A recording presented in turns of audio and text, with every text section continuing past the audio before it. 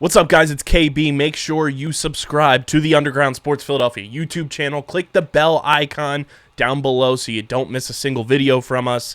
And thanks for tuning in to another video from Underground Sports Philadelphia. Now let's get into it. Philadelphia, baby, you're going to love it. Best sports fans in the world. Actually, the worst, but that's what makes them the best. What is going on, OTB Nation? Welcome into episode number 363 of the award-nominated, honorably mentioned, number 9 NCAA ranked, and of course viewable on YouTube, Outside the Box podcast, the official lacrosse podcast on the Underground Sports Philadelphia Podcast Network. It's KB Deej coming at you. I am back from Champ Series. I am on the bender of all benders in terms of running this company and doing all of my side quests like I am a fucking Avenger. But we're here. We're alive. We're awake. We're alert. We're enthusiastic because we got a ton of lacrosse to talk about. We'll talk NLL. We'll talk recap and champ series. We'll talk some college, all that good stuff. But before we get into the whole mix, make sure you guys are following us on the socials at OTB LaxPod across the board. Twitter, Instagram, TikTok, Threads, Facebook. We're on everything. Follow us on the socials. You can follow DJ at SCS_next Follow Chase at the PLL Pipeline. Follow Hoots at Hoot Sports Media. And you can follow me at KBIZZL311. Subscribe to the podcast on Apple, Spotify, or wherever you get your podcasts in audio form.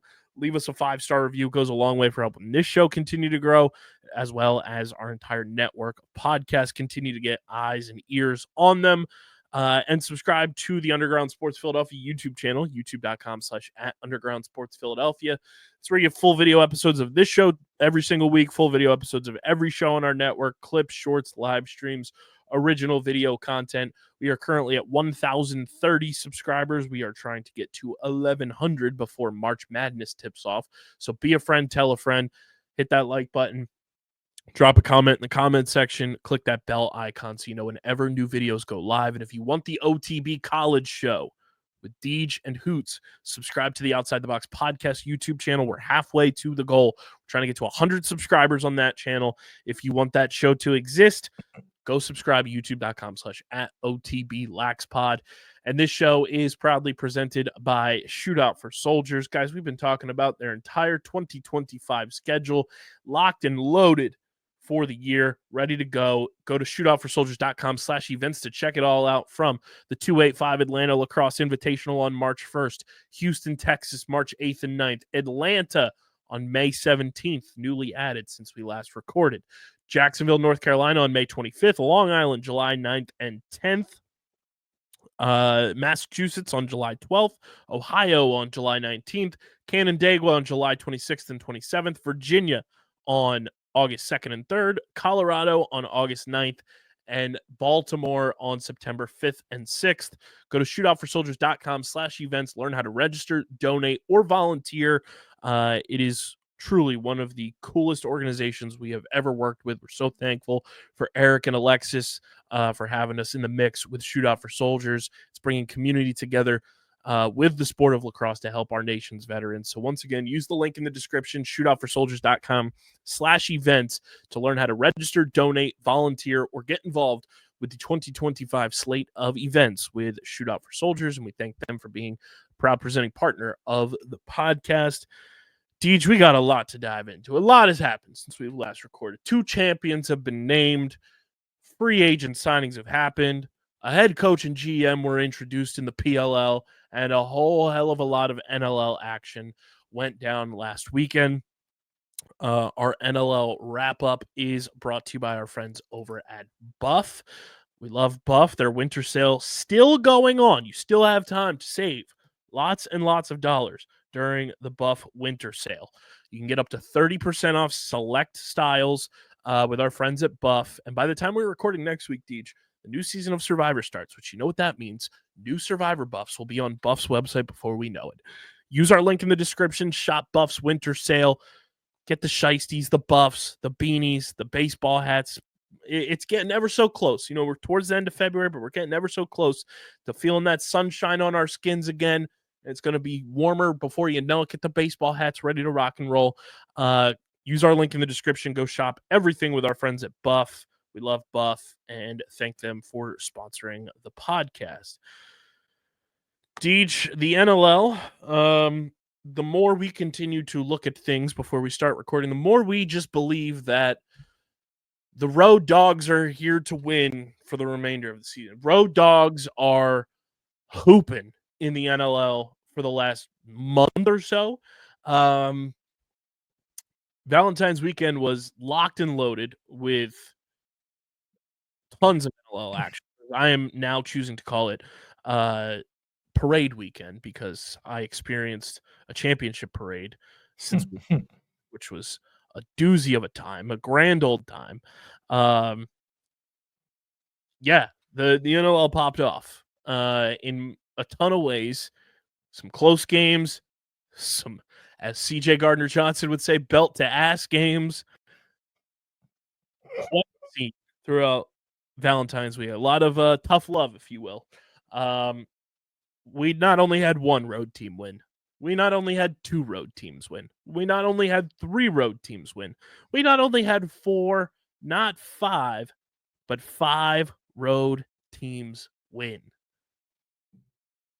That's funny. You said not five, but five. You're hilarious. For some reason, we're on the road your last game, but no, you were at home. Five road teams win in week 12. I'm just starting to believe that the road warrior mantra is the way things are going to go in the NLL moving forward. I mean, that's can we deny it? I don't think so. It's happening right in front of our faces. The road teams have won more games than the home teams have almost every week. Almost every week, if not every week this season, which I don't want to go back and do all of that. I really don't. Hoots, I need you to do that for me. You listening? Nick, I know you are. But I mean, realistically, we could do it right now. Like just pulling up the schedule. It's crazy how many times, more often than not, road teams have won. It's just so far away. Like I wish there was an easier way to pull up the entire schedule and just look at that. But I'm just gonna start calling it road field advantage. That's what it is. Home field advantage now. Like that's what the last it is. month or so, it has just been road dogs through and through. And the crazier part about it is you look from teams 3 to 10 in the standings, it is so congested in terms of records, score differentials, head-to-head tiebreakers. The playoffs are not going to be determined anytime soon outside of maybe two teams right now and maybe only one team, and that's the Buffalo Bandits. The way Saskatchewan's playing, though, really good. Put them in there. They're right there. No, they're in it. I have them in it for sure. But you look at the way things are congested. Calgary's 6-4 to the number 10 team being my Philadelphia Wings, who are 5-5. That's what separates 3 and 10 in the National Lacrosse League standings right now. That and a bunch of goal differential BS. Literally. It's insane. It's nuts. But last week, Buffalo beats Toronto 13-12. Saskatchewan beats your Roughnecks 16-13 in a Battle of the Prairies on Valentine's Day in the doubleheader on TSN. Vancouver beats Las Vegas in Vegas 12-8. Halifax handles home field as one of the few teams that can at this point against the Wings 13-10. Ottawa goes belt to ass on Albany 18-9. San Diego in overtime ends Buffalo's perfect season. They win 14-13. Saskatchewan goes 2-0 on the weekend. They win 17-9 at home against Rochester. And then the Calgary Roughnecks go full-fledged belt to ass on the Las Vegas Desert Dogs 21-8. I mean, we tried to tell y'all last week. Deej, you put it. Toronto and Buffalo was going to be close. I said it. You Google search who the owner of the Toronto Rock is. It's a picture of the Buffalo Bandits logo. That game was pure electricity like we thought it would be. There's no other way to put it. They're gonna give you a game for 60 plus minutes, but we all know at the end of the day, Toronto can never beat the Buffalo Bandits in this era of NLL action. As long as I've been covering the league, that has been the biggest hump for Toronto to get over. They can never beat the Buffalo Bandits.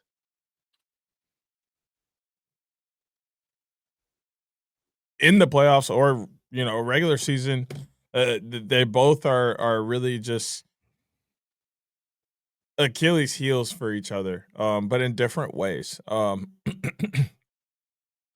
Toronto can't beat Buffalo, but Buffalo can't handle Toronto.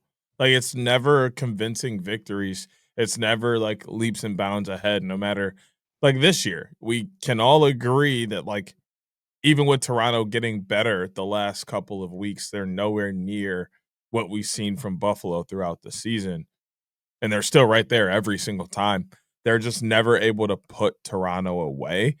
And that just speaks, the rivalry of this team or the rivalry of these two teams and what it's like for them to play. But on the flip side, Toronto just never has enough. Even when they have enough, it's just never enough. There's just close enough to be there to put pressure on Buffalo, but never enough to say, we're better than you, Buffalo. It's interesting to me. Toronto can't score this year. I'm looking at their statistics right now. They've scored the second fewest goals in the National Lacrosse League this year, only in front of the Ottawa Black Bears. And Ottawa's played one less game than them. So you tell me when Ottawa plays this weekend against Halifax, they could get those 10 goals that they are trailing Toronto and be right there in the mix with them again. Toronto can't score. They have no offense. Their offense is so stale. It's stagnant. Guys are hurt, and that's a big part of it, obviously. But at the end of the day, you're a GM. You have to make sure that your roster construction, especially in a league like this, is poised to have guys that can fill in. Sure, the Wings aren't playing their best lacrosse right now, but it's the easiest example I can use because I see them on a week in and week out basis. Sam Leclerc goes down. Here's Michael Sowers, ready to go. Somebody who's never played in the National Lacrosse League, looks like he's played for a few years with how comfortable he was. You look at some of these other teams where guys go down, but they have somebody ready to go. And it just feels like Toronto has relied on, for lack of a better term, this old guard that they've had, and they don't really have the young offensive weapons because they've either traded draft picks away or they've traded those players away to get other pieces in, and they don't have guys to shuffle in case of emergency. And guess what, Toronto, newsflash, you're 3-7. It's kind of an emergency. I don't think it's that. Because, they have guys on their roster. They move guys up from, practice squads and such. I just don't think those guys are quite the same caliber as the players that went down, which you could see that across any level of sports, when the skill isn't there, and there's drop-off. And I think that's kind of the situation with Toronto is those players that have filled those injured spots just have drop-off from the guys who were starting. Yeah, it's not good. It's not good for them. I am inching closer and closer to deeming their season cooked, but we shall see. Last time I said that, they won 3 in a row, so you're welcome, Toronto fans. But just make sure you take a look at your Wikipedia page because the Buffalo Bandits own you.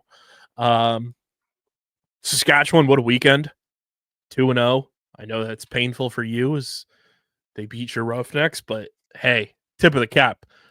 They're a damn good team. Yes, they are. That's kind of an okay loss. I said it's not like you got blown out either. Yeah, no, we didn't get the BTA treatment that many teams got this weekend, so I can at least be happy about that. But it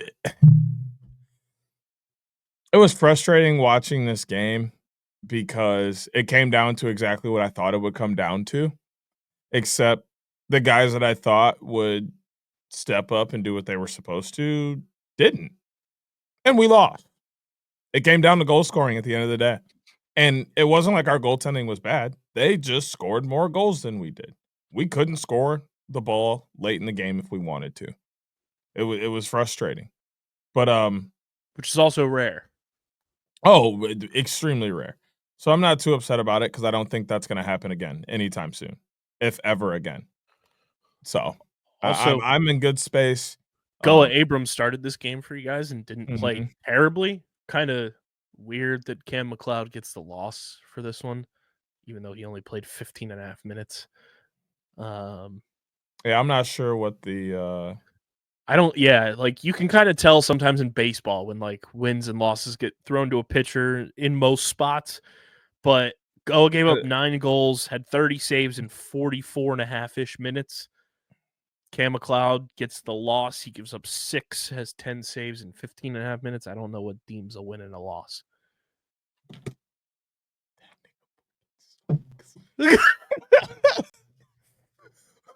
Bro, how do you give up that? Bro, we were right there. We were right there. It was really the third quarter, like looking at the full like box score of like goal distribution for each one. Like they had a 4-3 lead after the first. You guys came surging back, scored 6, so it was 9-7 at halftime. They outscored you 3-1 in the third, and then they matched the 6. You matched the 3. It kind of flip-flopped the second quarter. You just didn't match in the third quarter. Because he Shout came out to in because he came in and lit up too, like right now. Okay. Shout out to J.I. though. He did a phenomenal Won job. the face-off battle against Jake. 19 of 33. Yeah, I mean, he's been great. He's been a huge highlight and a big reason why I thought we would win this game was because he was getting possession to our goal scorers. And at the end of the day, when it came down to getting to score goals late in the game, we didn't. I really wonder why we went away from Goa. Didn't make sense to me, but I don't make the decisions. So Great game, nonetheless, across the board. And Saskatchewan's a good team. And then they went belt to ass on Rochester at home on Saturday to clean sweep the weekend. Yeah, I'm sure everyone's wondering what I have to say about the Wings. Guess what, guys? I didn't realize how much one player going down destroyed one entire phase of how this team operates offensively. But it's becoming more and more clear that Scott Dominy is the linchpin to any type of success that the Wings want to have in getting possession. I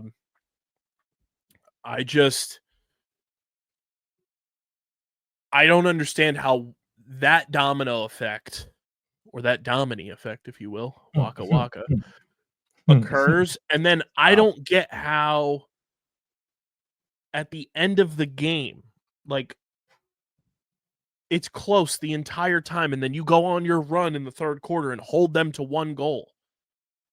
You then let up 7 in the fourth. You're up 8-6 going into the fourth, and you lose 13-10. And something's gone weird with the power play recently. Like last 2 weeks, I would say it's really kind of slipped. And a very undisciplined game from the Wings. You had 30 penalty minutes in this one. Halifax went over 500 on their power play opportunities. You only went 2 for 6 on your power play opportunities. You got worked at the stripe yet again. You got outshot by 23 shots. And again, as much as I love Mitch Jones and Joe Resiteritz doing their thing, Joe had an off night in this game. 1 goal, 2 assists. Mitch Jones had 3 and 3 in this game. Kind of led the team across the board. Where's everyone else stepping up when you realize your ace of the night is having an off night? They're going at him and shutting him down. Michael Sowers apparently got injured in this game. He's now on injured reserve. Sam LeClaire is back now. Hopefully Michael's okay. Wishing him a speedy recovery for whatever that injury may be. He did score again in this one, and it was an unbelievable goal. But like, Blaze Reardon's had a and we love Blaze. That's the homie for life. He's had a really weird year this year. And I don't know if it's just like getting adjusted to the offense again that TK is running, but it feels like Blaze has not had many multi-goal games this year, which he had a lot of over the past couple of seasons. So that's been interesting. And it's not even like taking away goals. He's supplementing it by distributing it and getting assists. It's a lot of like 1-1 games, 1-2 games from Blaze this year. So that's something I've started to notice as the season's kind of gone along. But you got 2 assists from Holden Katoni in this game. That's not going to cut it. You got nothing from Tony Malcolm, who's supposed to be a key cog in the transition game and moving pace and pushing the ball up the floor. Brennan O'Neill was held to 2 assists in this game. When your guys are getting stifled, you got to get more creative, and I know it's difficult to do that on the fly, but when you have a talented roster like the Wings have, you got to be able to find different ways to win. And then on the back end, the defense cannot allow 7 goals to come down to Nick Damude making saves. Nick's great. He's a young goalie. He's gonna have his bumps and bruises. There's no fucking reason Nick Damude should have 50 saves in this game. He stood on his goddamn head, let in 13 goals, 7 of them in the fourth, maybe because he's getting peppered all night because the defense in front of him isn't doing their job to the fullest of their capabilities. But I didn't realize Scott Dominy was like the end-all be-all to the Wings being able to create on offense and get back on defense. It's crazy to me.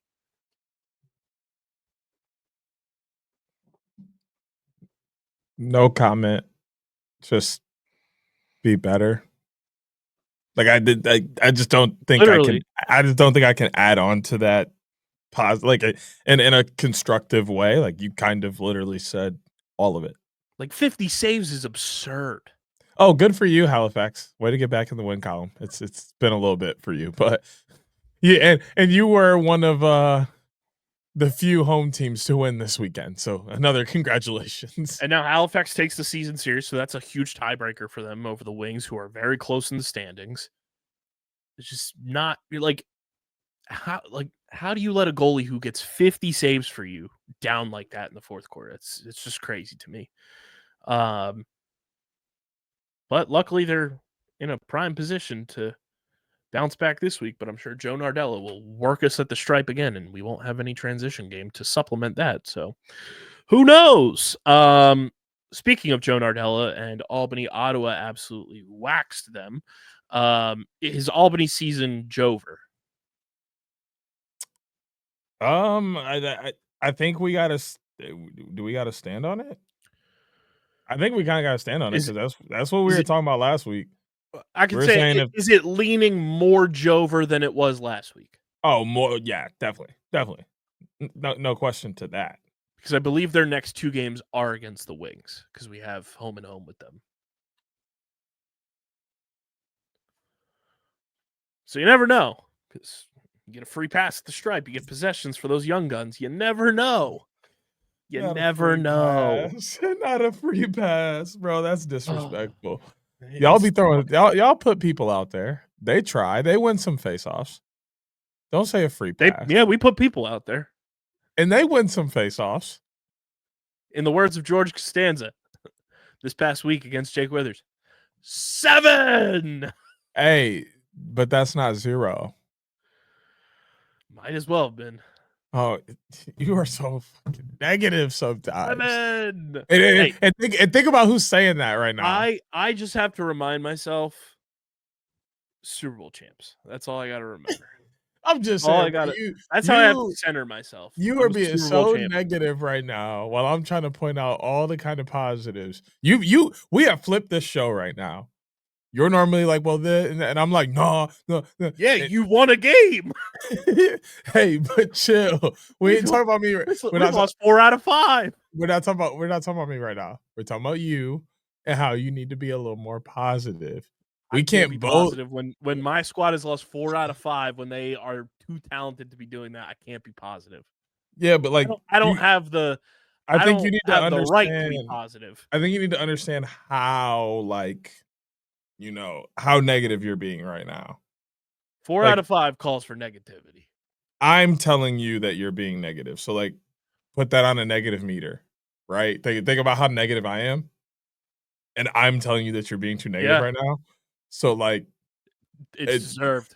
you're spiking on the negative meter right now. It's deserved. We need to bring you back down. I'm fully untucked Jake Caraway right now. Clearly, I just want a little tuck. You have tuck it. I'm not. You can be negative, I'm full untucked, full tilt Ryan Drenner. bro. Just tuck it. Can't You see can leave. nothing. You can leave the tilt. Just tuck it. You know what I'm saying? Just tuck it. Win a game, and I'll be happy again. Can't lose 4 out of 5. Can't do it. It's unacceptable. He owned that with y'all. Unacceptable.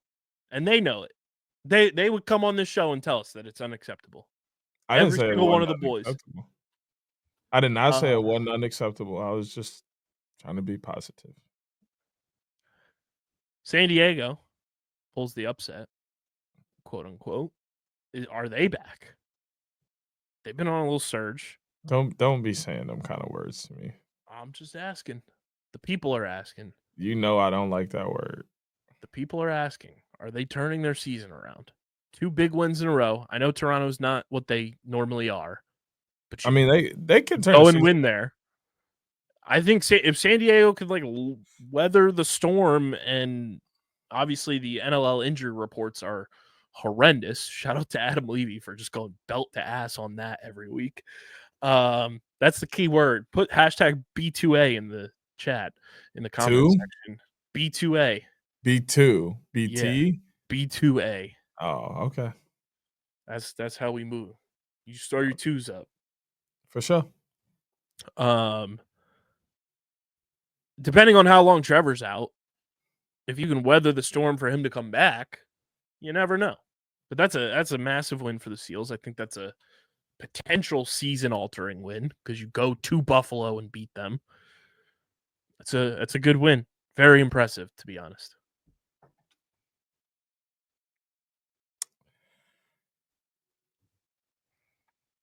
I mean, it's not it's impressive. But it's not as impressive as like a fully rested Buffalo. Like I'm more impressed with San Diego winning that game if it was not off a back-to-back, unless they were also playing off a back-to-back. You know, sure there wasn't long travel, but you just still played an entire box lacrosse game. And then you're traveling home and having to play another box lacrosse game. Like that's a lot. Whereas San Diego got to watch you play your first one, pay attention to everything that's going on, and then travel and play you. Well, they probably already traveled over there, so they watched you from over here and then played you the next day. Like that factors into it a little bit, not taking anything away, but it's just not quite the same in my book. Yeah, I mean, they fought to. It wasn't like they like were given the win either. They battled for that, went to overtime, and of course, Westberg does the damn thing. Joe Tsai said on Twitter it's one of the biggest shots in San Diego Seals history, which I know it's not a lengthy history, but you never know. Is Westberg the clutchest lacrosse player ever? Ever? I don't know. I'd have to do more. I mean, like looking back on just like that was more of a question that was thrown out to the people. I think he's definitely in the conversation. Like if you do the discussion of like 30 seconds on the clock, one player to get the ball to get a shot off of. Well, sure, but I mean, I'm looking at like stats, facts. I think he's got to be near the top when it comes to shots in clutch moments. Mm-hmm. And I'm just saying, like that typical conversation where it's like you have one shot to win a game. Who do you want the ball in their stick? Like Westberg is probably top 3 player I'm thinking of right off the bat without even like blinking an eye. I'm such a different person when it comes to like those kind of conversations because I'm a playmaker person, right? So like for me, I would want that in like I'm trying to think on like San Diego's team. I'd want it in like Austin Stott's hands or like Who? Trey LeClaire, Trey did get the first assist on that shot too. Zach Currier, somebody Second who's assist. somebody who's He going listed to the 3 players who contributed points on that play. Hey, but like my thing is like I need someone who's going to dodge. So like even if we want to take it over to like field, if we're looking like I want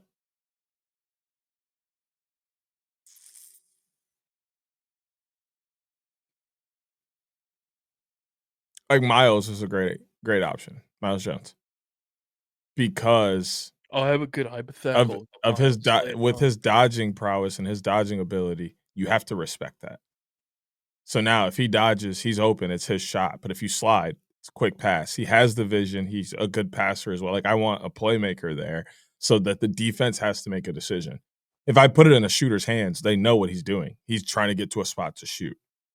I want someone where the defense has to make decisions. They have to think about sliding. You catch them in a hesitation, something of that sort. So Wes is in that conversation of like, I want him to take the shot. But as far as like who gets the ball to start the play, he's not in that conversation. No, he's your finisher. He's our finisher. Yeah. Yeah, that's where I was coming from with that whole thing. Is like who takes a shot. Like Wes is probably top 3 all time, dating back to his time at Denver. I mean, I would imagine he's like I genuinely like off the top of my head, like dude don't miss. Who else? Like it's Westberg, Lyle, and like those are the first 2 that come to mind without even like having to remotely think. Like those are the 2 like guys that I'd be like, yeah, they're finishers. If I have a game on the line that puts me in the lead or wins me the game, those are the 2 that immediately I'd be like, yes.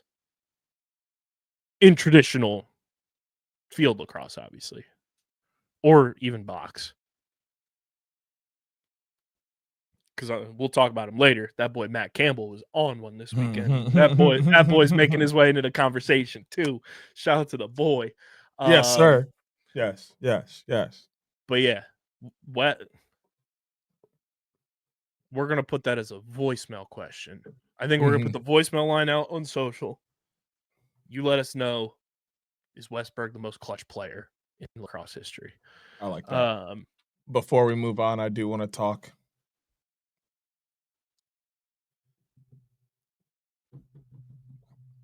I'm upset that I missed the absolute circus of a BTA on Sunday. Yeah, it was I was coaching. And Calgary absolutely pulled out the switches, the belts, the brooms, the chanclas, the hands, the paws, whatever you want to use, say extension cords, whatever it is you were abused with at one point in your life, which if you need to reach out to someone, please do so. Took a dark turn. That is not what B2A stands for. Golly. Oh, but woo, we needed that. We needed that. I still hate Saskatchewan. Like I was cool with Rush. The green was cool, whatever, da. But now that I know the real beef behind the prairies, fuck them. So I still hate them. If we see him again, why did I just hear you saying that in the Dave Chappelle skit where he's working at the my place of employment adjacent type place? Because fuck them, that's why. Yes, that's exactly what it is. And if we see y'all again, we're on that. I promise you. So that was, but when you come off an L like that, like, okay, perfect example. Ohio State. They lost to Michigan. Shouldn't have lost, I'll be honest. What'd they do? They went out the very next week, or a couple weeks later. They played Tennessee, and they smacked them boys around. The same thing. Same thing. It just was unfortunate for Vegas that it was 2 days later, so it was still so fresh. But Cam, beautiful job, sir. Beautiful job. It's about time you had a very, very good game that I was proud to see. Sunday was that. You did a phenomenal job. I mean, Dane! Shout out Tyler Pace, too. 11 points. I mean, Daner went for 16. He had 8 and 8. Like, that is insane. Nobody should be going for that many points in a game. It's 6 and 4. Because Tyler Pace led your team with 11. Somebody got something wrong. I'll do. Is it for the full weekend? Maybe it might have been 8 and 8 on the weekend. That might be it. I'm gonna do some research on that. That might be it though. But either way, phenomenal job Sunday, boys. Very proud. Just Yeah, Jesse King, Kane Dobie, not, and Tyler Pace all had 10 plus points. Just in the future, can we not play games on Sunday between the hours of Sunday 4 and 8? If you want to start a Sunday game at like 9 or maybe 1 o'clock, those are both fine. The other times don't work. They don't work. Okay, just don't do it. So there's the week that was. The standings: Buffalo in first at 7-1, Saskatchewan in second at 8-2. The most wins in the league right now is Saskatchewan. Calgary at 6-4, Colorado at 6-4, Georgia at 5-4, Halifax at 5-4, Ottawa at 5-4, Vancouver at 5-5, San Diego at 5-5, Philadelphia at 5-5, Rochester's at 4-7, Toronto's at 3-7, Vegas at 2-8, and Albany at 2-8. Let's get to our Week 13 preview, Deej, shall we? We got another loaded slate, 7 games on deck. Friday, as we record this, apologies if the episode does get out late. Just a lot going on right now, and I'm playing catch up. Like, call me Hines. 7:30 p.m. Halifax at Ottawa. 9 p.m. on Friday, Vegas at Colorado, and at 10 p.m. on Friday, Saskatchewan at Vancouver. Then on Saturday at 7 p.m., Georgia at Toronto. Also at 7 p.m., Philadelphia at Albany. 9 p.m., Rochester at Calgary. And then at 10 p.m., a rematch just in San Diego this time. It's Buffalo taking on the Seals. Deej, what stands out to you? What are you excited about and ready to rock and roll with Week 13? Well, as everybody knows, first and foremost, the most important and most exciting game of the week is always the next game. If you're not watching the Calgary Roughnecks, you shouldn't be watching lacrosse, first off. So anybody that's a fan of anybody else, I said it. What you going to do about it? Absolutely nothing.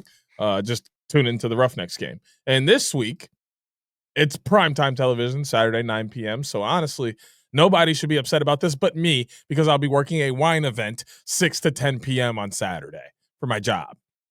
So what will I be doing? Having this propped up on the table in front of me while I'm pouring people glasses of wine. So Calgary, you better win, since I'm going to be stuck watching you in circumstances I don't want to. So at least make it worth my while, huh? But yeah, I'm not too concerned about them playing the Rochester Nighthawks this week, who have been a serious underperformer. Truly. Obviously, game of the weekend besides Calgary is Buffalo San Diego, and I think I'm not going to say too much about that, but because I don't want to give my pick away. But that's going to be blockbuster television. It does end the week Saturday at 10 p.m. So get your split screen going. Make sure you're watching the Calgary game, Buffalo game. Those two together are going to be the best games you're going to see for the weekend. And maybe I'm a little biased, but I just like to be. Also, very sneaky, good game this week, Saskatchewan and Vancouver. I think that one's going to be fun. We know that Toronto has started to heat up, but do they have enough to keep Georgia off the winning board, especially since Georgia's traveling up to Hamilton? Is this the second time that they've played? I believe so. Don't quote me, but I believe so. I feel like they've played already. Yeah, obviously this is prime get back for the Wings to get back on track. They need this one big time. They need to find a way to win. It's very fun. It's the first Dyson versus Brennan game in their NLL careers. So that'll be a ton of fun to pay attention to as well. Halifax and Ottawa, I think, is like frisky, fun. Could get like very physical type of game. Could see a lot of fights in that one. I agree with you. Saskatchewan, Vancouver could be sneaky, very fun, under the radar type of game to tune into. Another rematch, I believe, from earlier this year as well, with Stath versus Jake Naso. And then Buffalo, San Diego is going to be elite. Get your caffeine ready Saturday night, prime time, 10 p.m. for us here on the East Coast. Going to be a ton of fun. And then I think Georgia-Toronto is a huge game for both parties involved. Toronto wins, they go to 4-7. They kind of move up a little bit. Georgia wins, they're 6-4, still right in the mix. But if Georgia loses, they're stumbling down the table quite a bit, depending on some of the other outcomes. And they benefit from the fact that Halifax and Ottawa play each other. So one of those teams is going to go to 5-5. But this is a big game for both teams. And maybe Georgia finally gets above the negative goal differential hump. But I thought you were about to say the one thing I don't want them to do is get some help and somehow jump above us. Oh, this is also all-time bad mascot matchup. You don't bring that up. I was literally gonna let that slide. It's like this is the we should just call this 5 Nights at Freddy's NLL Bowl of the Week. I was gonna let it slide, bro. I really was. You didn't even have to bring that out. I was just gonna let them have that. Like, why you do that, bro? Nightmare fuel. It is. I'm literally having So daymares. Yeah, It's right so now, bad. right in front of my eyes, I can see him. I'm in your walls. Don't say that. Good goalie matchup in that game, though.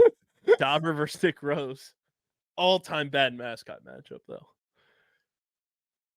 Oh yeah, I picture whatever the hell the Rock's mascot name is, and Stinger running after us like we're SpongeBob and Patrick running from Sandy. Oh my god, getting yanked back.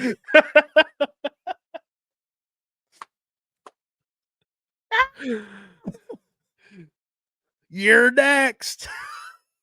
I'm Dirty Dan. Oh, it's so funny. So I think without any further ado, also let us know how you guys are feeling about the week upcoming in the YouTube comment section, or you can leave us a voicemail at speakpipe.com/OTBLaxPod. Our voicemail line is open 24/7, 365. So leave us a voicemail, speakpipe.com/OTBLaxPod. Deej, let's head on over to the pick pond, feed some ducks, and dish out our NLL Week 13 picks of the week, brought to you by Kenwood Beer, the official beer partner of Underground Sports Philadelphia. It's a refreshing light beer, just 4.1% ABV, 120 calories, 8 grams of carbs, and it's the beverage of champions.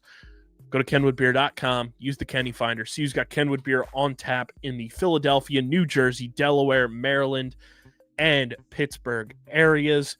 You can also find Kenwood Beer at your local liquor stores in those markets. Again, it's kenwoodbeer.com. Use the Kenny tracker to see who's got Kenny's on deck for you.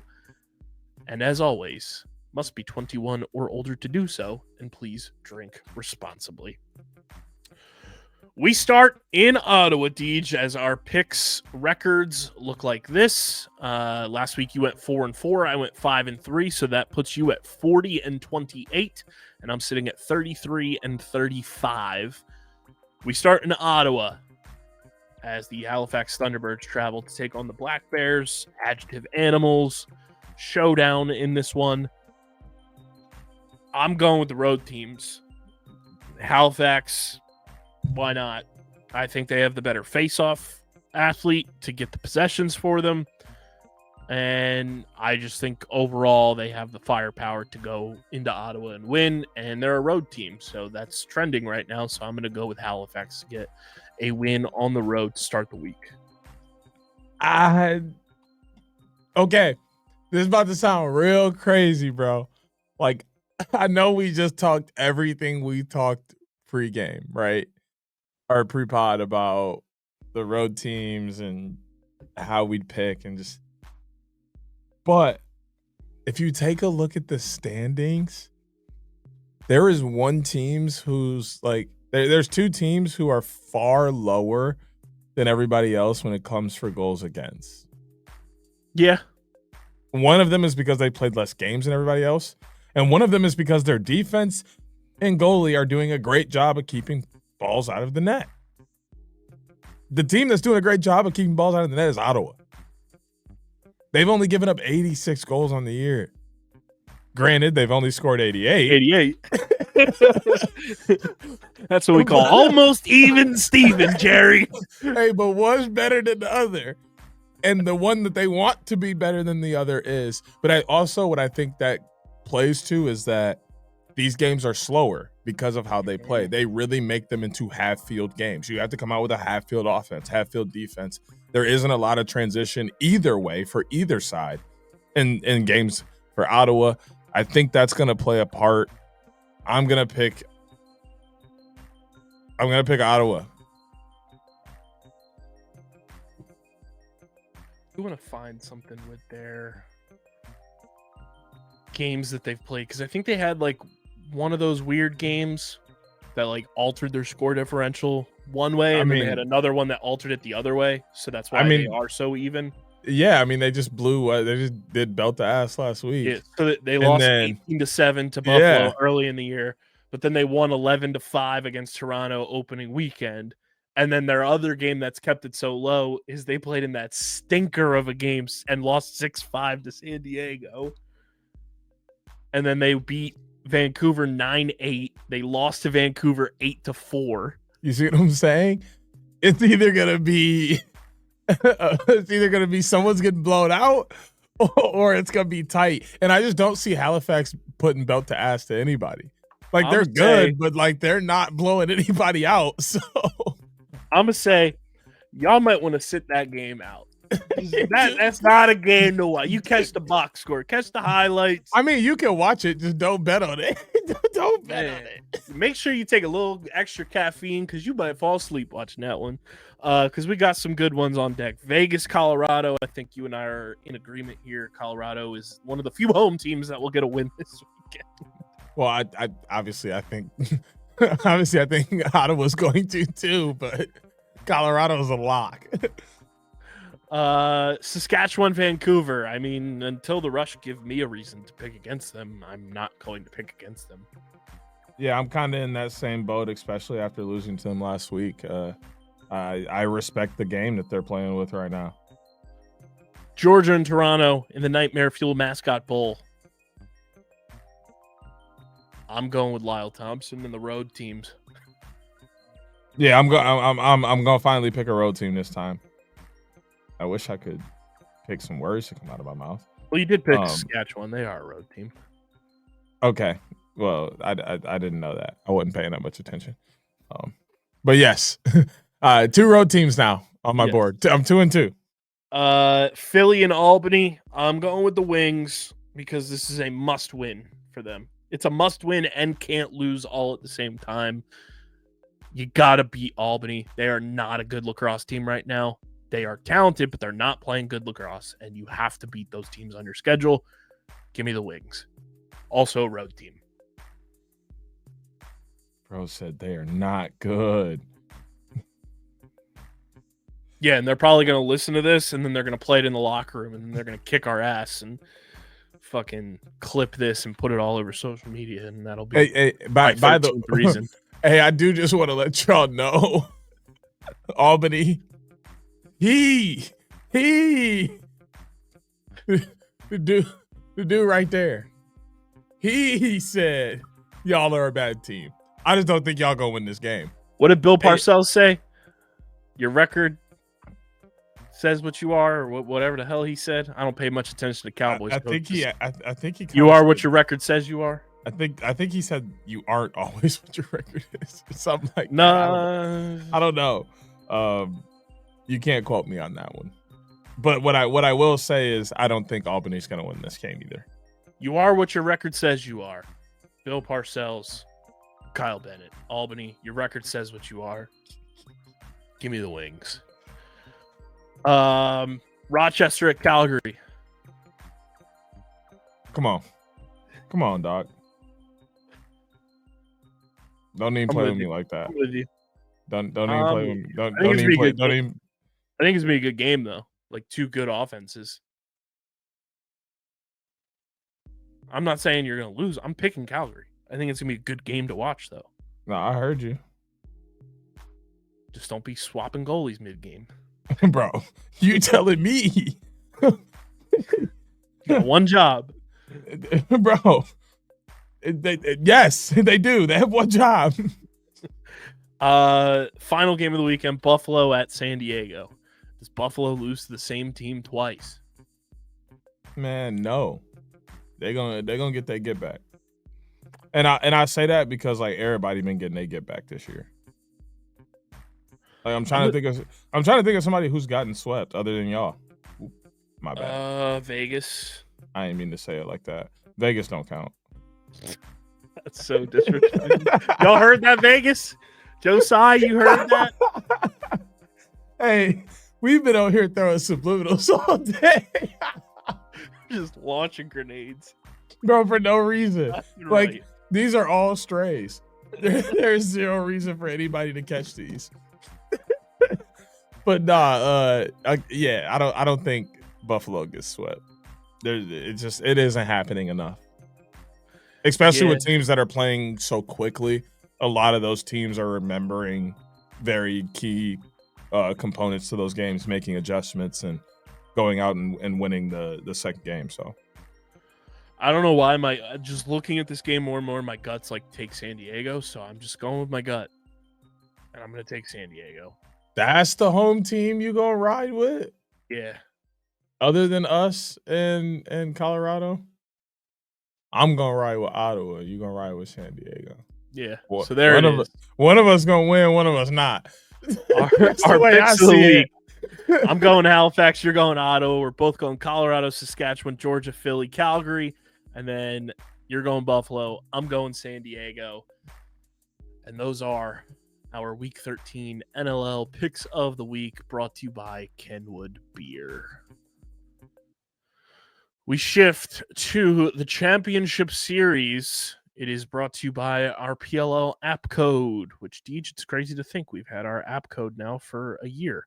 Download the PLL app. It is the number one place to go to for scores, updates. Deej, did you at all get a chance to pay attention like during the Champ Series games, like the live score updates? Because in the PLL app now, when you're looking at the scores, they've got win probabilities. Yes, in the app, which is amazing. Plus a whole lot of new bonus features that are new to PLL Nation this season. Weekly fantasy is amazing. I popped off in fantasy, but not as much as anybody who just picked straight cannons the entire week. So I beat you, right? Yeah, but I'm still thrilled with the way my team played. No, you should be. I'm just letting you know that my decision, because we went back and forth about. I remember we compared, and I was like, "Damn, I probably should have went with Mac but I went with Matt Campbell." Mm-hmm. Me picking Matt Campbell was the pick. Yeah, I really regret wasting my few little coins on Ryan Conrad. Should have went with someone else. Never picking a Whip Snakes player in Championship Series ever again. Nothing against you, RC. You guys just aren't built for it. Like, RC's built for it. The rest of them are not. TJ Malone was solid. They pulled Krebs for whatever reason, and that just ruined the like. I could have gotten so many more points from Krebs if they would have left him. I'll get into that a little bit. But download the PLL app. Use our app code in the redeem code section. It's code OTBPOD. You'll get 500 XP on your account. Again, download the PLL app in the redeem code section. Type in OTBPOD, and you'll get 500 XP on your account. Deej, Boston sweeps the championship series. The Cannons go back-to-back. The Guard win the inaugural WLL championship series. I will start with the point you brought up there with the Whip Snakes. I forget if we talked about this last week because I think it happened last week. Stags inadvertently kind of leaked a certain goalie's retirement in a press conference. So I think that might have been why Will Mark was getting a little bit more playtime than what we probably were going to assume. But yeah, I think that was part of it. Stags, I think, accidentally, slip of the tongue, kind of low-key announced that Kyle Bernlohr's retiring. Yeah, I know, but that was like hindsight. Like you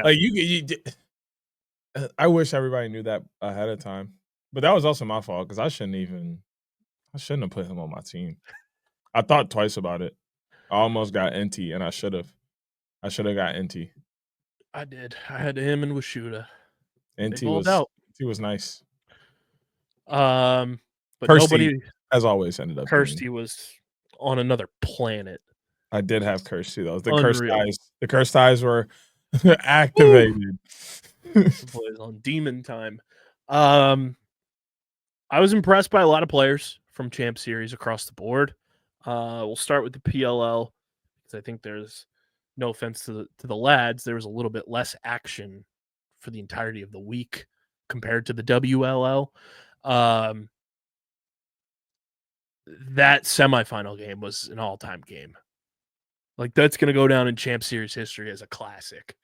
Just from moment to moment throughout the final 2 minutes of that game, including overtime, I couldn't believe what I was watching. It was insane how, number one, how physical that game got. Asher Nolting was out there playing football for a little bit. He said he was a defensive liability. The fact that Jeff Traynor hits that essential step back two the way he did with minimal seconds left on the clock. Now, Deej, I don't know if you caught this. Jeff Traynor, obviously, was injured on Monday in their scrimmage. I don't know if you caught what his injury was. Something with it was a lower extremity injury. He partially tore his MCL on Monday and found a way to play Sunday and Monday and hit one of the most clutch shots you'll ever see in that semifinal game to send it to overtime. Marcus Holman told us that he partially tore his MCL in the championship post-game press conference, along with the other injuries that Marcus Holman equated their team room to a refugee camp.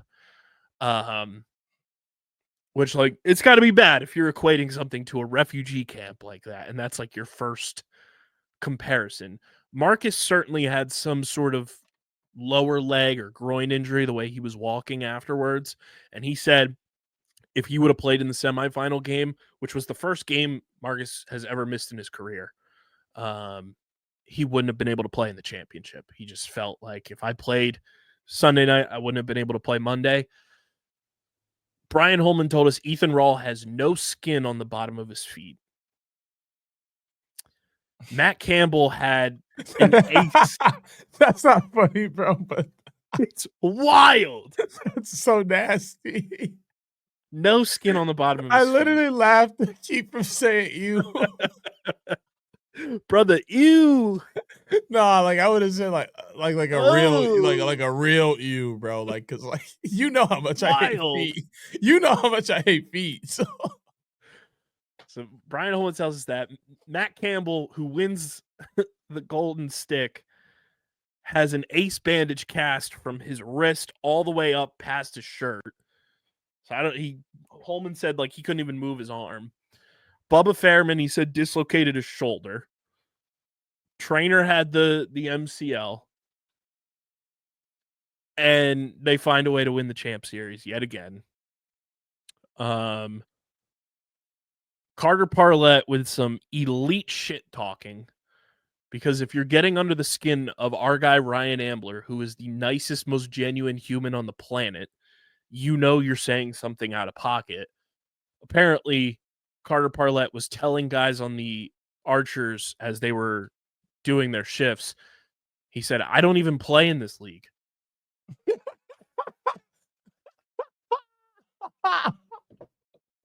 Hey, do you know how good of a chirp that is?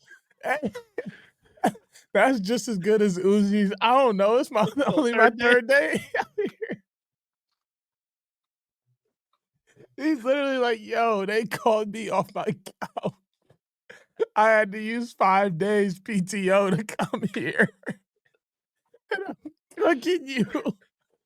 He said, I don't even play in this league. Hey. That is hilarious, bro. Oh my God.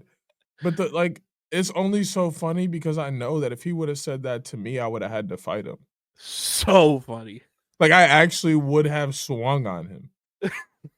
There's no other answer for that kind of talk. Just diabolical. Dude, that is ridiculously diabolical. The semifinal game, I also have to say, because it went to overtime, that overtime rule change, so good. So good. I don't care that one goal was scored. If you don't have that overtime format, you don't get the entirety of what that game ended up being. And it was just such a good rule change. Loved every second of it. I loved every bit of the penalties not being releasable as well. It made the game better. Yeah, the non-releasable penalties, great mark for sixes. I think having releasable penalties in traditional field and box lacrosse is fine. But what I will say is I think we need to get rid of we need to take one of two models. We are going to go either the full basketball model where you run a shorter period in you run shorter periods in succession until you have a winner at the end, or we can take somewhat of the hockey route where we have a full period that doesn't go. Okay, now we go to sudden death. Sudden death doesn't go, tie. I mean, I would love to see a shootout, but that's just like too easy. I mean, hold on. I got it. If we're gonna go that route where we do a full period and then another sudden death, we get to the end of sudden death, we get nothing, we go Braveheart. Goalies, face-offs, that's it. I would that's the formula. I was gonna say, even you go full period, nothing goes. You go like NBA Jam style, like we were talking a couple weeks ago. You just got 2-on-2. I mean, 2-on-2 could work too, but then that would be tricky because, like, are you putting a midfielder out there? Are you putting a pole out there? It's all strategy. Backman, like, as a coach, you gotta be eating that. I mean, but now you got to practice that stuff in practice too. Right. Like, damn. I mean, I'm here for it. Don't get me wrong. But yeah, I mean, I was blown away by how well the Archers played the entire week, and then the Cannons just played defense to nullify the two, and really just like I think used full blown adrenaline to finish it out. Like they knew like this is what we have left in the tank. We're leaving it all out there, and they did. Brian Holman came out and said their objective was to make Mac O'Keefe's life a living hell. And that's exactly what they did. I think that's that final game. As smart as it gets. I was bummed for the Archers. Obviously, it would have been sick just in the concept of like PLL history to see somebody go and win the regular season title and win the overall Champ Series title. And Chris Bates came out and said, you know, we're going for the double. But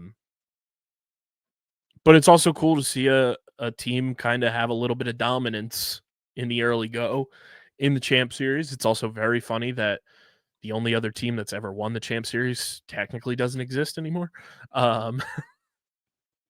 But did you see that meme that was like, have you ever won a game in Champ Series? And it has like everybody, and then there was Crow on the side that was like, technically yes. it was chaos, never been. Chaos never been, and then And the there's whip. Whip Snakes. Nope. No. I was like, Maryland. Now, And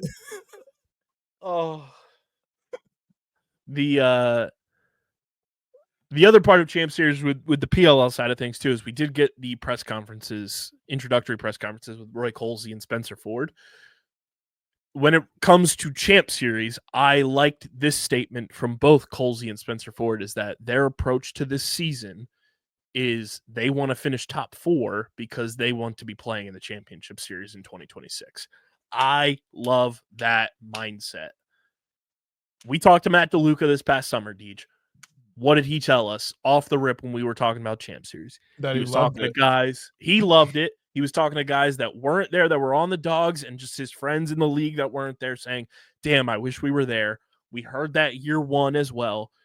Champ Series is starting to become what we knew it could become in, I think, a quicker amount of time than we expected, which is exciting. I like that is the approach for the Chaos, is that we've never been here. Let's finish top 4, qualify for a tournament that could bring us some hardware to our trophy case. And then we don't have yet. Right. And then see how the playoffs go as a top 4 team. That is the approach every team should be having in the PLL. First objective, finish top 4. And Colsey said it too. He said, not only is it great because you have a chance to play for a trophy, the extra pay, this, that, and the third. He said, this is great training for these guys. He was like, this is training camp before training camp for a lot of these guys. You shorten your off season, you get together with about half your roster potentially, and then you build team chemistry off the rip before training camp even rolls around. I was like, I fucking love that mindset so much. And I hope that's the mindset that every coach wants to have. We know Brian Holman has. He admitted it to us. He said, that's been my mindset since I came in day one, is that anything we're competing in, our objective is to be playing on the last day. We've heard that from Chris Bates, time and time again. We've heard that from Staggs, even though he hates 6s. He wants to win. And I hope that continues to be the mindset of any coach that comes into the PLL. And I loved hearing that from Roy Colsey. Spencer Ford, I think, is going to flip the game on its head for what a GM is in the PLL. That was what I took away from Spencer. I genuinely, I want to get him on this show with us so bad and just pick his brain. He is so down to earth, but also you can tell his brain is wired in a way that he is, when he walks into a room, he's one of, if not the smartest guy in the room, in a positive way. He's not the negative smart guy in the room. It's very cool to watch the way that he approaches the game. He's a winner. I think we're going to see sooner rather than later more teams follow this model of splitting up the coach and GM role. And we talked about it in in August when we were in Baltimore. You and I were just shooting the shit about it. Yep. And here it is now. And I think it's going to change the way a lot of these teams operate, and they're going to see how successful the Chaos will be with it, and they're going to want to try to replicate it. It's a new wrinkle to the PLL that's going to make things that much more competitive in the league, which is very fun. I mean, I'm excited to see when we get that first I guess I'm kind of, this is where I'm negative, but we hear the drama about the front office just making moves that maybe the coach doesn't agree with, maybe the players don't agree with, some player just getting shipped at the last minute that they have no clue about in a trade, just all those kinds of things. That's the part I'm excited for. That's kind of what a GM means in my book. And then I'm also excited to see how quickly some of the other coaches, God fucking damn it, It's always when I'm talking. It is pretty big news. Trevor Baptiste has signed through 2027 with the New York Atlas. So he's back. I don't think anybody expected anything different. But, damn, what was I talking about? Front office turmoil potentially with GM and coach.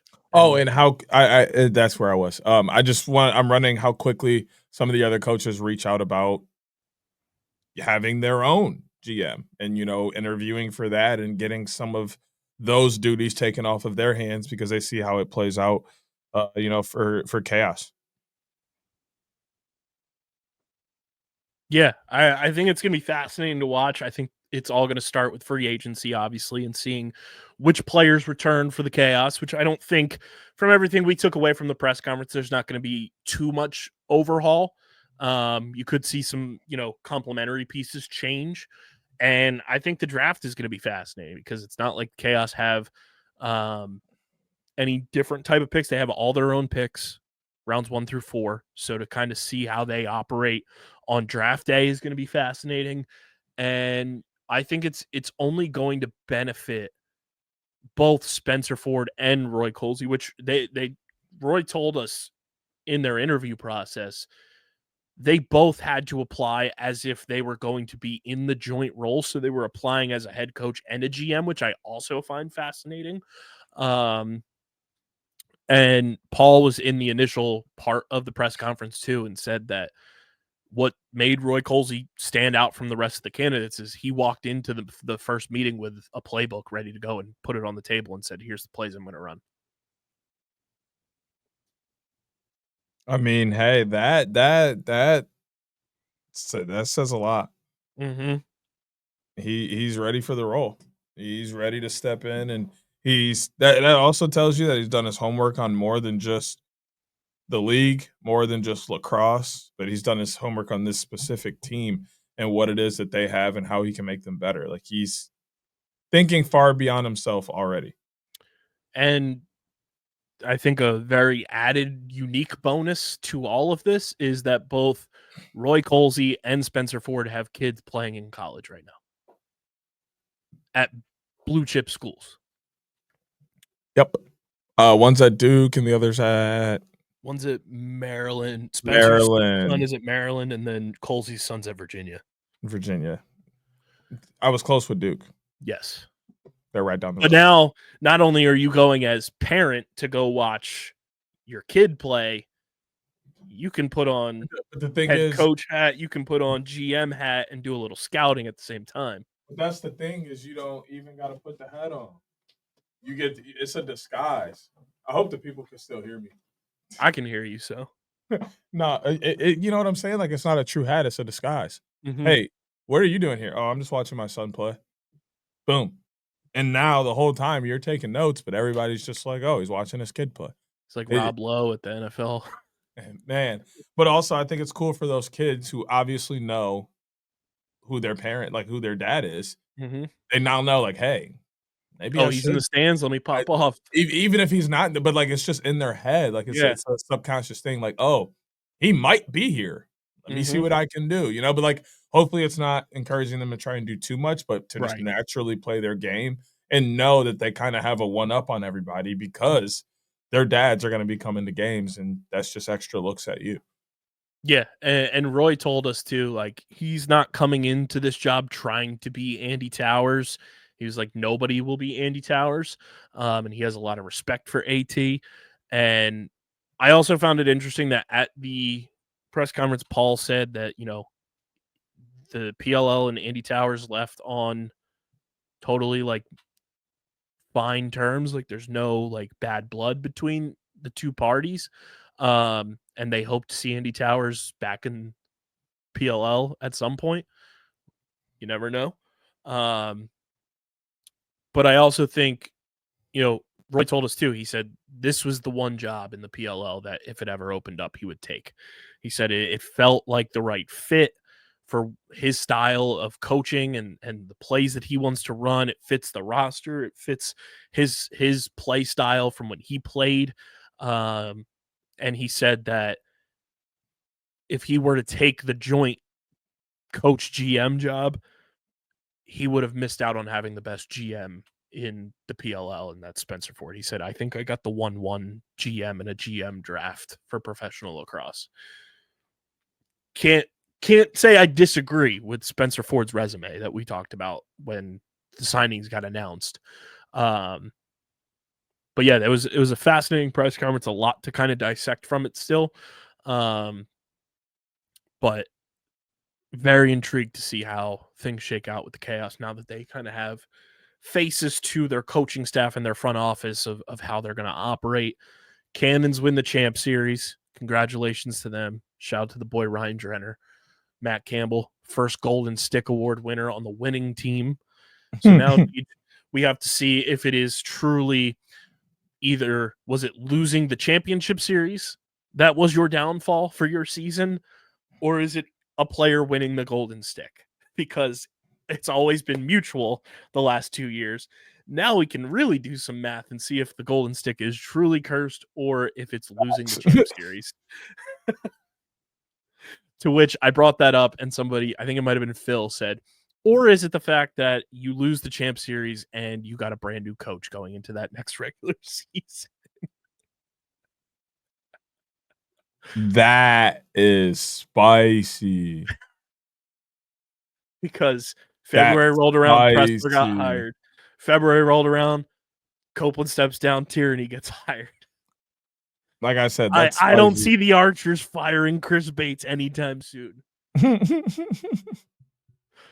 But then again, we don't know. But shout out to the boy Matt Campbell, who a lot of people coming out of Champ Series are saying is the face of Team USA for the Olympics in 2028. Really? A lot of people are saying he should be the poster child. And I can't say I disagree. He is built for sixes. And we've said that from the jump.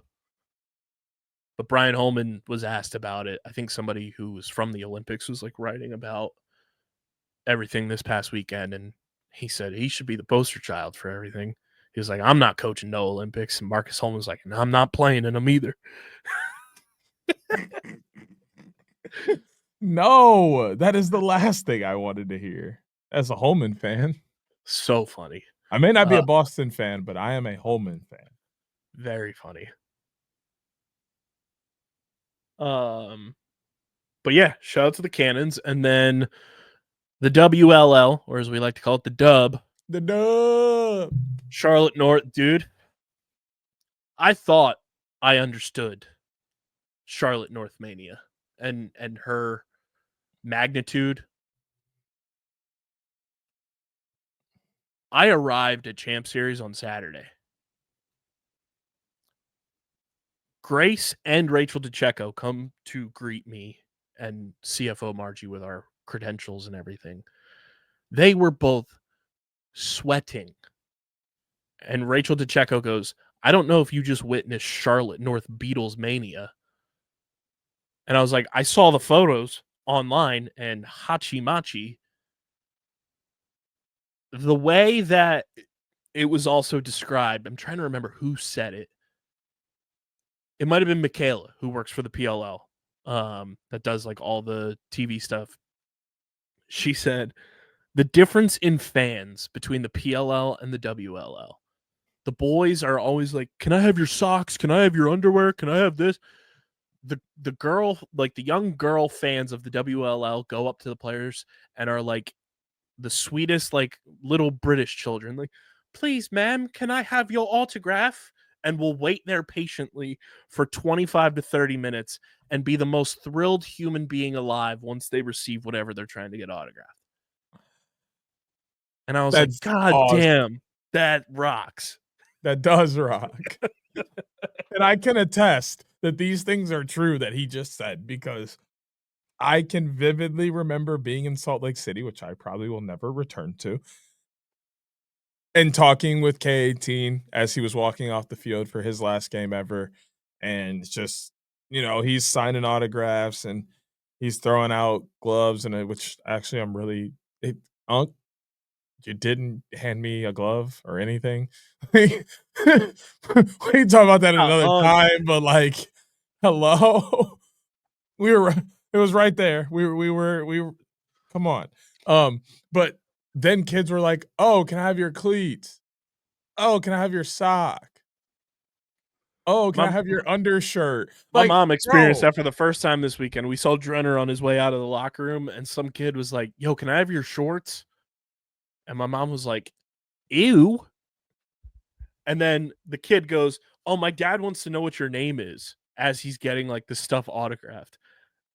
Like, bro, how you gonna ask for an autograph? You don't know who you getting the autograph of. Yeah, like what? Scalper ass. Not a scalper.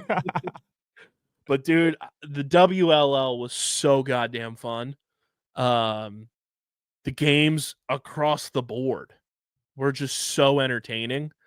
And on top of that, both coaches in the championship for New York and Boston, both of them Eagles fans, got Go Birds from both of them, which was fantastic. Which also, Boston's coach giving me a Go Birds really grinded the gears of Charlotte North because she's a Cowboys fan. I was like, yes, I have one up on Charlotte North in my life. That's actually hey, that's actually disgusting, Charlotte. I cannot wait to get Well, Charlotte on the show so we could talk to her about that. I'll give her credit. Charlotte is from Texas. So it's not like she's one of these.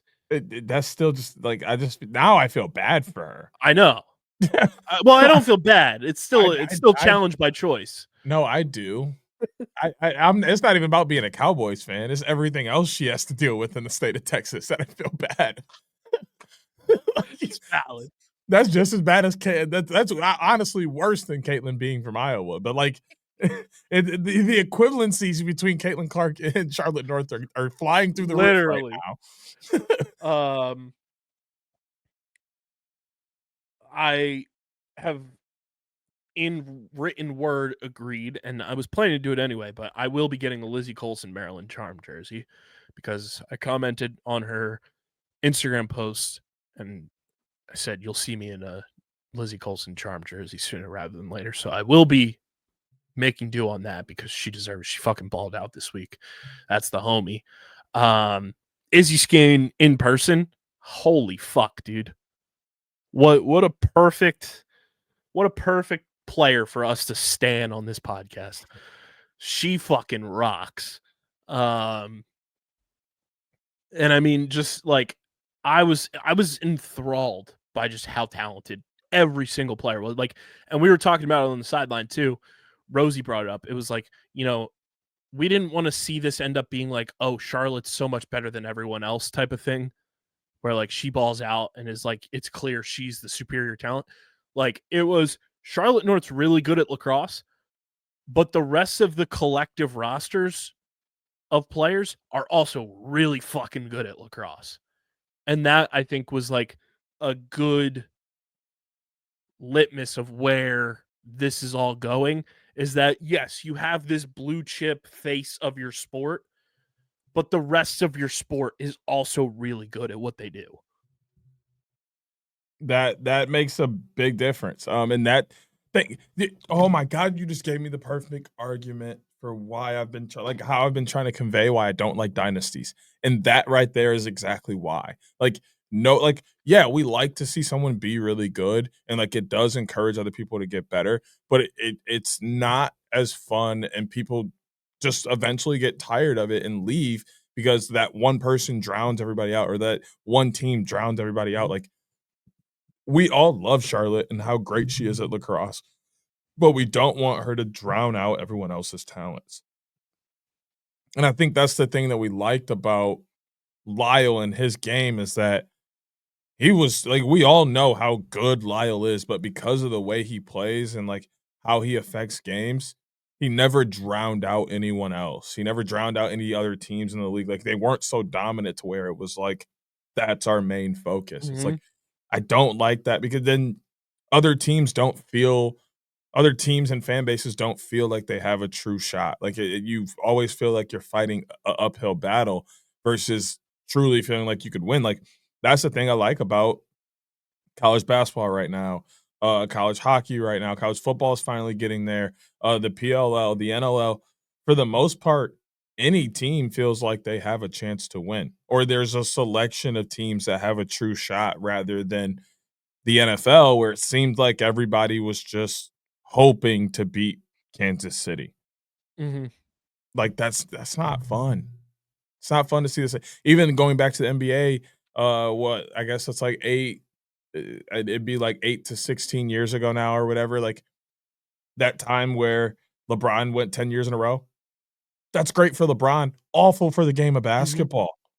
He's drowning out everyone else. And then there was a period inside of that period where 4 teams played each other back to back to back to back 4 years in a row of the same 2 teams playing each other in NBA finals. That's not fun.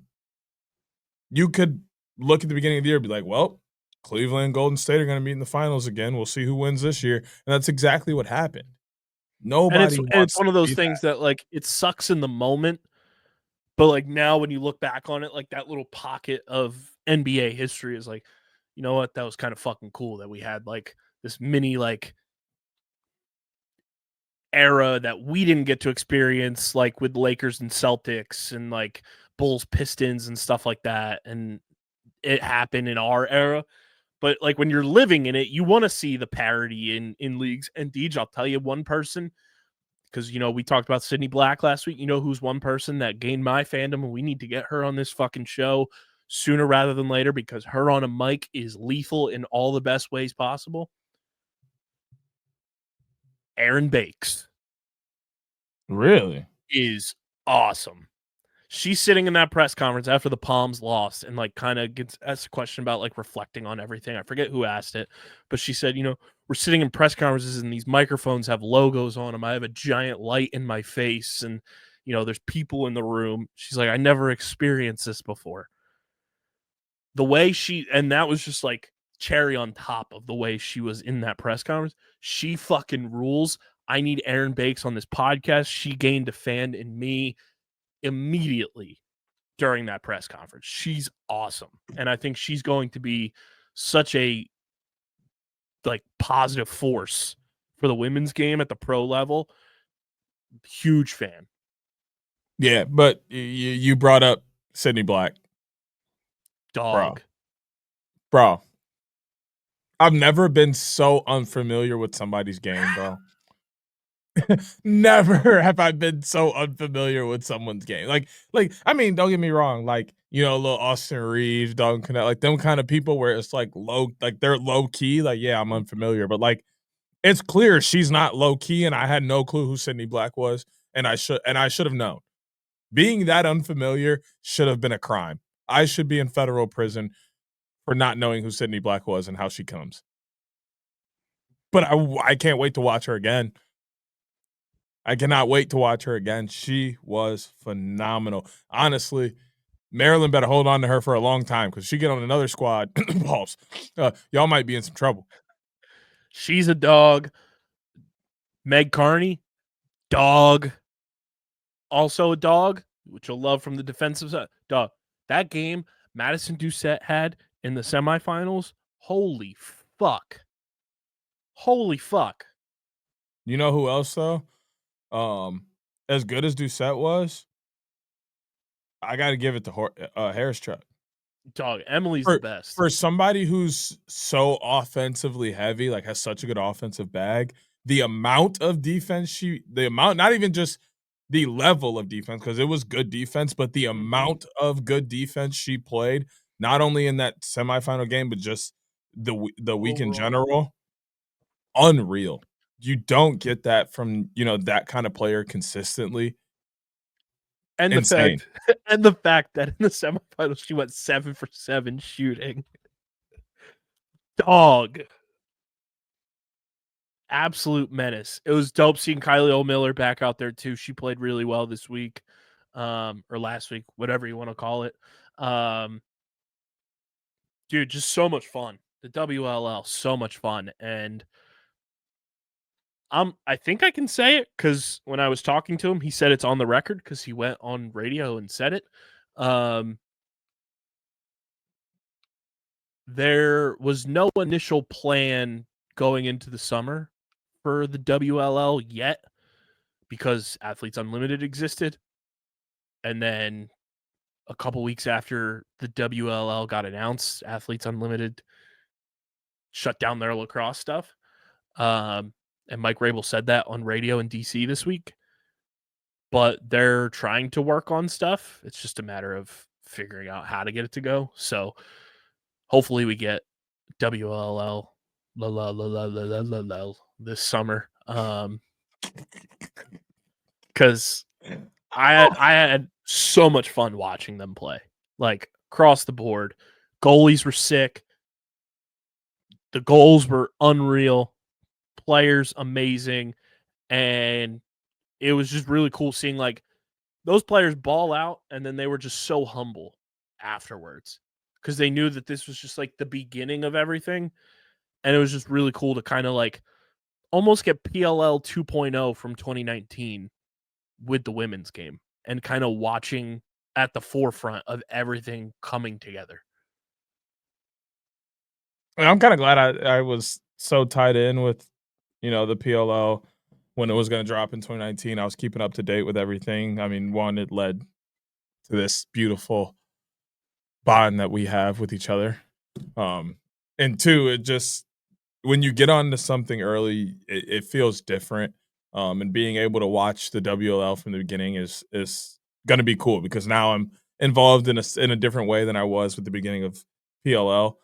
So that's a point I want to look at. But I mean, we weren't the only ones that said how exciting these games were. Like that was a relevant and very common topic that I saw all over the TL throughout the week, and we weren't discrediting the Champ Series. Those games were still exciting. Those games were still fun, but the energy behind the WLL was just far higher. And the girls were, the women were really putting it out and showing like, hey, we play professional lacrosse. This is what it looks like, and we want this to become a regular thing that everybody is seeing. Dog, my dad was texting my mom while we were down there saying that he was watching the WLL at home. It was like, these women are sick. I was like, fuck yeah, Dad. Yeah, Pops. He was like, I can't believe they don't wear helmets because I'd be scared shitless. I'm scared shitless with the helmet on. But yeah, congrats to the Guard. Congrats to the Cannons. Double trophy weekend for Boston. And now we shift to free agency, which the legal tampering period, I guess you could call it, is open now. And free agency, I think, begins March 3rd. So we'll be all eyes on that. And like we mentioned during this, Trevor Baptiste just re-signed. Before we started recording, Zed Williams re-signed through 2027 with the Water Dogs. So he's here to stay in Philly for quite some time, which is exciting. And the only reason I brought up Trevor being breaking news is because the whole weekend, all of us on the sideline were just like thinking, it's like, yeah, we fully expect Trevor to re-sign with the Atlas. But you never know if Bill Tierney comes a knocking. Go play for your college coach again and get possessions for Kira McCardle, Michael Sowers, and Zed Williams. We were like, it's probably a at most 1% chance, but it's fun to think about. I mean, he ain't going nowhere, obviously, as you see. Which we said. We were like, he's the face of that team. What does he have to gain from leaving? And almost going to the Water Dogs talent-wise across the board, it's almost a lateral move to a degree where it's like both those teams have rosters fully equipped to go win a championship. What benefit and gain does Trevor have from leaving a team that he's already the face of to go to a team that he necessarily wouldn't be the face of? I agree. There's no reason to, but hey, a lot of people make questionable decisions, Kevin Durant, and we all wonder why. Hey, you go win a championship. Tainted. Let's wrap up quickly with some college talk. It's brought to you by our friends over at 47. Guys, I'm wearing the official Super Bowl champions Eagles 47 hat. They've got a couple more as well that I've got my eyes on. But we love 47. Their styles are incredible. They just released a NBA collab with Tommy Hilfiger. Whole bunch of fire Faces. stuff. Hey, you said it, not me. I mean, you do know he didn't make his clothes for my folks to wear, right? we know a lot of those high-end brands got a lot of deep, dark skeletons. Well, no. He's on tape saying it. Oh, in yeah, in the 90s. So yeah, there's some from even beforehand that I'm like, "Why are y'all still wearing that when the news is on Hugo Boss?" they Sorry, sell out. allergy season. They sell outs. That's all it is. They sell outs. Brand new MLB collections, spring training's rocking, and they got the NCAA collections, which we do every week when we do the 47 ad read. Deej, give me a school to look at to see their swag. We need to switch it up. Over 200 plus colleges on the 47 brand website as well. We need to get to a different color. I feel like we've done a little bit of a little too much blue recently, early. We did UNC and Utah. We've done a lot of U. Yeah. I think we're gonna go to a team that's gonna make a handful of people pretty happy. Let's look at the orange from Syracuse. I knew you were gonna say them. And by handful, you mean avid listener of the pod, the Spolina family, and Spacino Stan 88. I mean, I gotta say, the Syracuse stuff on 47 Brand's website is elite. Probably, yeah, it's probably crazy. Elite. Like, they've got the throwback past champs Syracuse lacrosse t-shirt. They got the t-shirts with the orange mascot, which is amazing. They've got Syracuse basketball gear, the lacer hood, which is like the built-in hoodie, kind of looks like a hockey sweater. Elite merchandise for Syracuse at 47 brand. Use our link in the description. Sign up for the 47 email list and text messages, and you'll get free shipping when you join the 47 family. And you'll get free shipping on all orders when you use our link in the description and join the 47 family today. These let's rapid fire some college before I head on out and photograph another night of musical entertainment at the old Buena Regional High School and their production of Pippin. College game ready to rock and roll this week. Yeah, I mean, we get it cracking early. Denver and Cornell popping things off at 11:30 a.m. That one is available on ESPN Plus. Loyola, Maryland going to take on Rutgers. We're going to get Notre Dame, Georgetown, their first real test of the year. That one's popping off at noon. We're also going to get Air Force and Boston U. Want to shout out the job that our homie Jack Rowlett has done so far with that Boston Terriers defense. They're going to look to pick up another huge win. Virginia takes on Ohio State, and after their loss last week, Virginia somebody to keep eyes on, as any more losses could be very troublesome for them. We're going to get Penn and Delaware. That's going to be a ranked matchup for those two, and that's also a noon face-off. Air Force Boston, a noon face-off. Notre Dame, Georgetown, Virginia, Ohio State, noon face-offs. Colgate, Villanova, noon. Nova creeping in. They're finally ranked this week, so that's something to keep an eye on. North Carolina, John Hopkins, noon face-off, ESPN Plus. Michigan, Duke, noon face-off, ACC Extra. Maryland, Princeton, noon face-off, ESPN Plus. Anybody noticing a trend here? Where is the staggering of games? Why does nobody want to play a night game? Hello, we need other stuff to watch. Please, can we stop playing every game at noon or 1 o'clock? Them schools don't want to pay for the lights. Speaking of 1 o'clock, Navy, Penn State, they're going to go at 1. Harvard and Syracuse also going to go at 1 o'clock as well. That's everything notable for Saturday. Obviously, I'm going to point out Michigan hosting Canisius on 4 p.m. on Tuesday. Cornell and Hobart, they're going to go at it 5 p.m. on Tuesday. And really, there's nothing else to look forward to in the week. we'll talk next week, which I think we should be back to a Thursday record, which means I can give you the Friday rundown next week. And then the TLN College Pick'em games of the week in the PLL app: Cornell and Denver, Delaware and Penn, Maryland, Princeton, Notre Dame, Georgetown, and Hopkins, UNC. Just to let everybody know what I 10 decided. and 5 this year, by the way. I am 11 and 4, 11 and 5, something like that. Whatever it is. I do have 11 wins. I know that. I picked Cornell. I picked Penn, which I'm on the fence on. I might flip that to Delaware before that game starts. Maryland, Notre Dame, Hopkins. I picked Hopkins, Notre Dame, Maryland, Delaware, and Denver. Lots of D's. Throw some D's on that. You just bought a Cadillac? Bitch, I wish.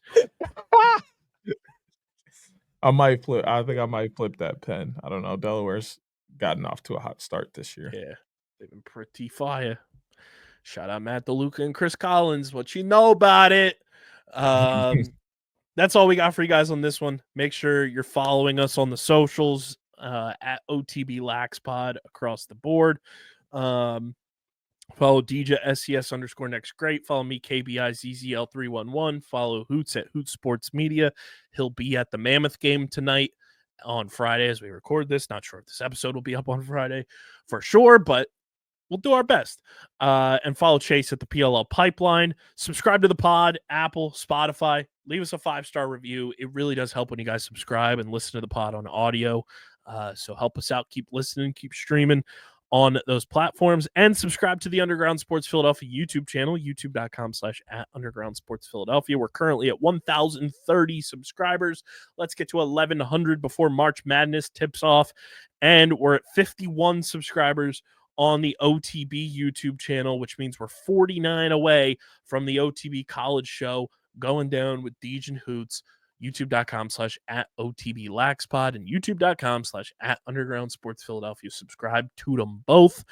And check out shootoutforsoldiers.com/events to sign up for any of the upcoming 2025 slate of events that Shootout for Soldiers is putting on. It's linked in the description. Find out how to sign up, register, donate, volunteer, all of that good stuff with our friends at Shootout for Soldiers, and we thank them for being a proud presenting partner of the podcast. This has been episode number 363 of the award-nominated, honorably mentioned, number 9 NCAA ranked, and of course, viewable on YouTube, Outside the Box Podcast, the official lacrosse pod on the Underground Sports Philadelphia Podcast Network. For Deej, KB, enjoy the weekend of lacrosse. We'll see you back here, hopefully back on track next week with recording times. Life is crazy. But until then, stay crazy, stay happening, stay safe, and we'll see you next time. Peace. Peace.